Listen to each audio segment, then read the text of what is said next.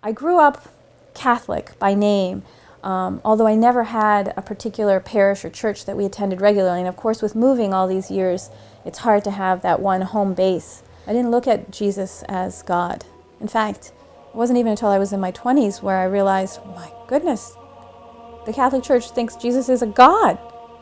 Wow, I was dumbfounded. Because this idea had never settled in me and never made sense, first of all, and it never stuck on me, I was even dumbfounded that others found this to be true. One thing that I always point to, though, that I think really sums everything up and should point people in the right direction is the fact that when our Holy Prophet died, sallallahu alaihi wasallam, who was there to wash him and bury him? Imam Ali. Where were everybody else? Dispersed. Do you need anything else? Do you need any other information? Do you really? Because this says it all.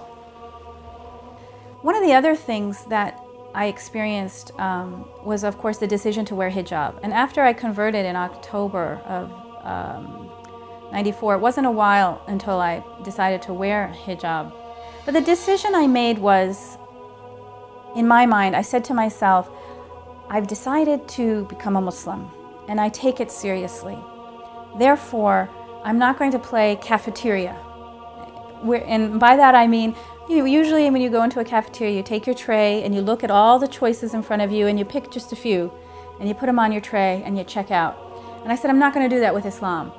I'm going to do the whole thing as best I can. And therefore I said, if I've accepted that this deen is the truth, and I have accepted that what I have been taught is truthful and right, and I both intellectually agree with it, emotionally agree with it, spiritually agree with it, then I will take on this responsibility of wearing the hijab.